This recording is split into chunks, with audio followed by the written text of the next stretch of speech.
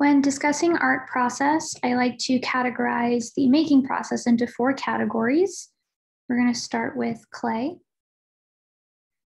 At UNT, we have clay mixers, which are really convenient because they mix up to 100 pounds of clay at a time rather than buying 25-pound bagged clay from local suppliers.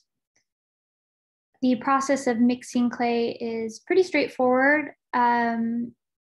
You have a recipe, you mix up those dry materials first.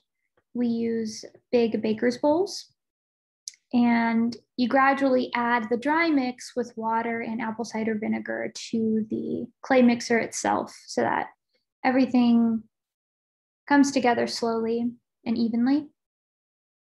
Once everything's ready, the clay mixer is emptied, scraped, scrubbed, and flooded, which is a pretty tedious and messy process, but everything is stored in containers and covered in plastic to keep moist.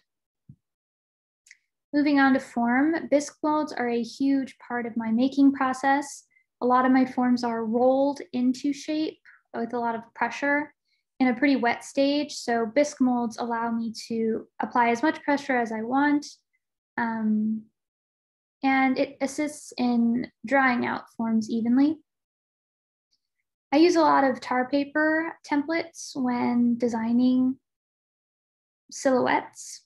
And here are some tools that I usually use for literally anything and everything.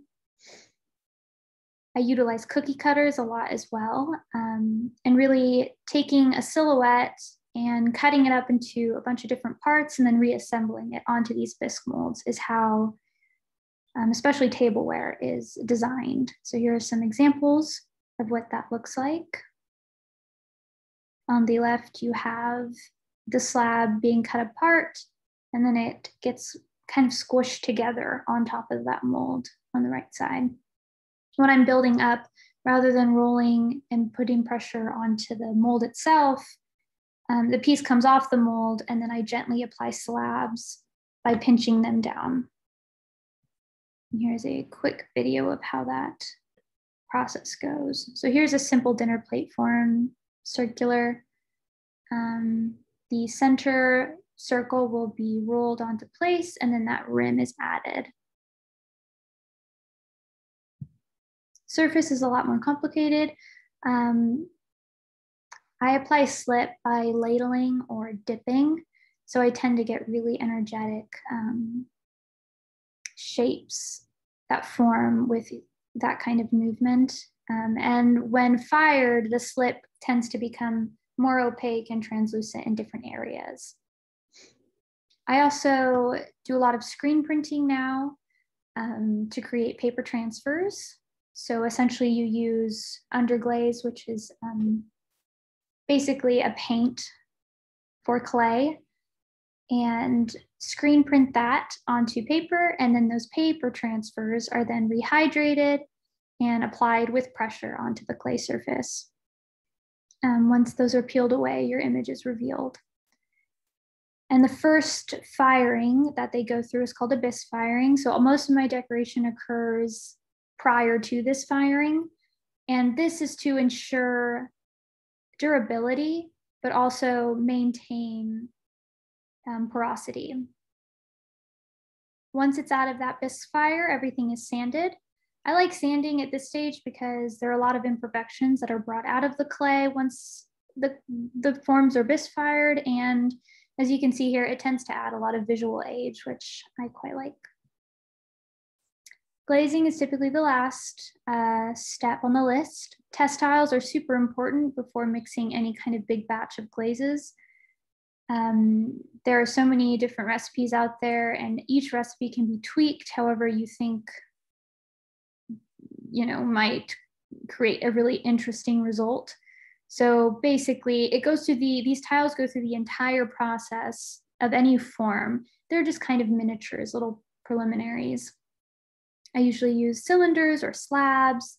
They're mixed in small 100-gram batches using solo cups, and everything's labeled and fired. You don't necessarily need to make this many tests at once, but I like to do them in big rounds just to get as much information as possible. Our baby test kilns are just really miniature versions of our large kilns. And they are manually fired. So once you've decided what recipes you like and you've gotten the nice, perfect test tiles that you desired, you basically you go through the same process, but with larger quantities. So here's a big old 5-gallon bucket that was mixed, and it goes through a sieving process 3 to 5 times. And for glazing, I don't really dip my glazes. I like to respond to the lines that are created within the form itself. So most of the time I'll put a pool of glaze into the form and then I'll rotate it carefully so that the glaze stays within those boundaries. And the final fire is the glaze fire for me personally. And my current clay body goes to cone 5. So this is when all the glazes will turn into glass and the forms becomes food safe. And if there are any imperfections after that, I usually take a diamond sander to them, and they are all ready for the shelves.